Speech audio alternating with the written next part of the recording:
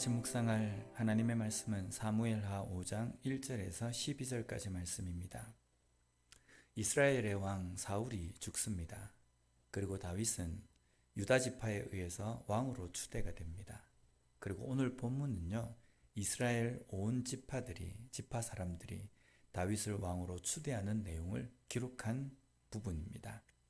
먼저 3절 말씀을 보면, 이에 이스라엘 모든 장로가 헤브론에 이르러 왕에게 나오매 다윗 왕이 헤브론에서 여호와 앞에 그들과 언약을 맺음에 그들이 다윗에게 기름을 부어 이스라엘 왕으로 삼으니라. 이 구절에서 어제 우리가 묵상한 본문과 비교를 해서 볼 수 있는 구절이 있습니다. 바로 왕에게 나오매라는 구절입니다. 나오매는 히브리 원어로 보우라는 단어입니다. 뜻은 들어가다, 들어오다 라는 뜻입니다. 그리고 이 동사가 능동태형입니다. 누군가에 의해서 억지로 들어오게 된 것이 아니라 스스로 들어왔다 라는 의미입니다. 즉, 다윗이 있는 헤브론으로 이스라엘의 장로들과 백성들이 능동적으로, 자발적으로 들어온 겁니다. 이유는 다윗을 왕으로 삼기 위해서입니다.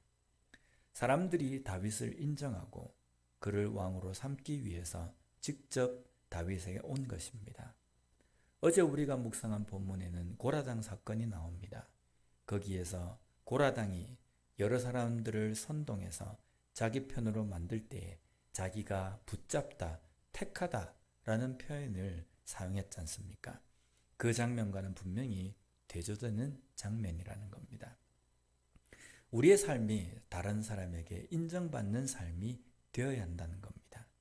그리스도인으로서 인정받는 삶을 살기 때문에 다른 사람들에게 역시 저 사람은 그리스도인이다, 그리스도인답다 라는 평가를 받는 그런 삶을 살 수 있는 우리가 되었으면 좋겠습니다. 다윗이 헤브론에서 왕으로 임명을 받아서 다스린 때가 30세였습니다. 총 40년의 치리 기간 중에서 헤브론에서는요 7년 6개월을 다스립니다.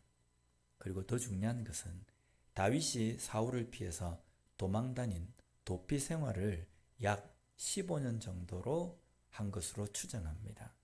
엄청나지 않습니까? 도망자의 신세로 15년, 고달픈 삶을 15년을 보냈다는 겁니다. 그러나 그 15년의 고달프고 힘든 그 상황에서도 견디고 이기고 결코 세상과 타협하지 않고 믿음의 중심을 지키고 살았다는 겁니다. 우리의 삶에서도 분명히 이런 믿음이 되어야 합니다. 이기고 견디는 삶이 되어야 합니다. 그 어떠한 시험과 유혹과 타협의 상황에서도 중심을 잃지 않고 믿음으로 버티며 승리하는 우리 모두가 되었으면 좋겠습니다. 헤브론에서 통치하던 다윗은 수도를 예루살렘으로 옮기려고 합니다. 그런데 예루살렘에 살던 여부스 족속이 다윗을 받아들이지 않습니다. 당시 여부스 사람은요, 예루살렘을 중심으로 해서 살던 거민입니다. 그런데 이 땅을 분할받았던 유다와 그리고 베냐민 지파가 이 여부스 거민들을 몰아내지 못했기 때문에 남아있던 여부스의 거민들이 이 예루살렘을 중심으로 해서 살고 있었습니다. 이들은 예루살렘을 정복하러 온 다윗의 군대를 향해서 이렇게 비아냥거립니다. 6절 말씀을 보면요, 왕과 그의 부하들이 예루살렘으로 가서 그 땅 주민 여부스 사람을 치려하며 그 사람들이 다윗에게 이르되 너가 결코 이리로 들어오지 못하리라. 맹인과 다리 저는 자라도 너를 물리치리라 하니 그들 생각에는 다윗이 이리로 들어오지 못하리라 함이나. 여부스 사람들은 다윗의 군대에게 맹인, 다리 저는 사람이라도 다윗의 군대를 막고 물리칠 수 있다라고 말합니다. 다윗의 군대를 우습게 생각한 겁니다. 여부스 사람들이 다윗의 군대를 향해서 이렇게 비아냥거리고 우습게 생각하는 근거가 무엇이겠습니까? 충분한 근거는 있었을 겁니다. 그들이 볼 때에 다윗의 군대보다 자신의 그 무기나 또 상황이 더 뛰어나다고 생각했기 때문입니다. 만약에 상대해보지 못하는 상황이라고 한다면 결코 이런 말을 하지 않았을 겁니다. 그들의 눈에 볼 때에 다윗의 군대보다 자기들이 충분히 강하기 때문에 싸워서 이길 것이라는 확신이 섰기 때문에 다윗의 군대를 향해서 이렇게 조소하고 조롱을 합니다. 물론 이 여부스 거민의 평가가 분명히 확실한 어떤 그런 모습일지도 모릅니다. 그러나 중요한 것은요, 다윗의 군대는 비록 약하고 볼품 없을지 모르지만 하나님이 함께하는 군대이며 자신들 여부스 거민들의 그 군사력은 자신들의 눈에 막강하고 더 강하게 보인다 할지라도 하나님이 함께 하시지 않는 군대라는 겁니다.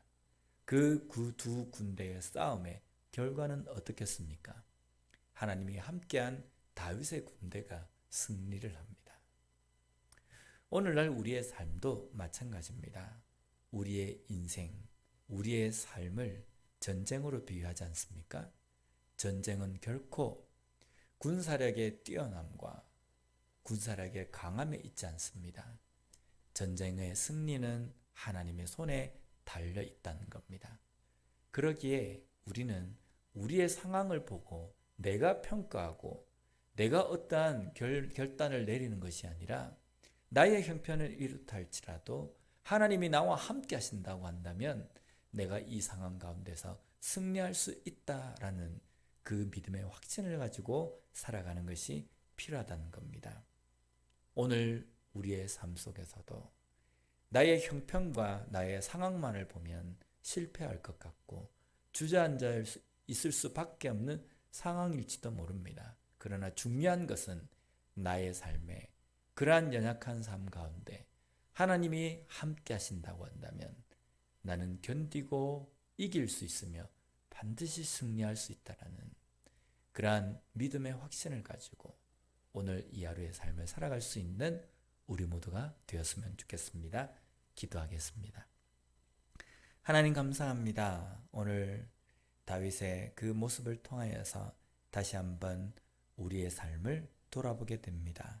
하나님, 어떠한 상황과 어떠한 환경 속에서든지 믿음의 중심을 잃지 않고 견디며 이길 수 있는 저희들이 되게 하여 주시옵소서.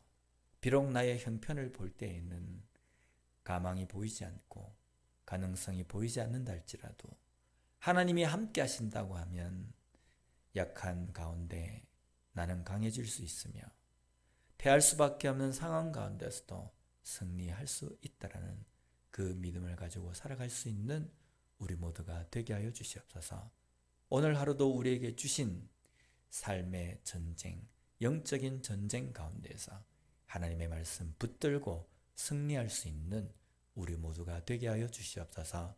예수님 이름으로 기도드립니다. 아멘.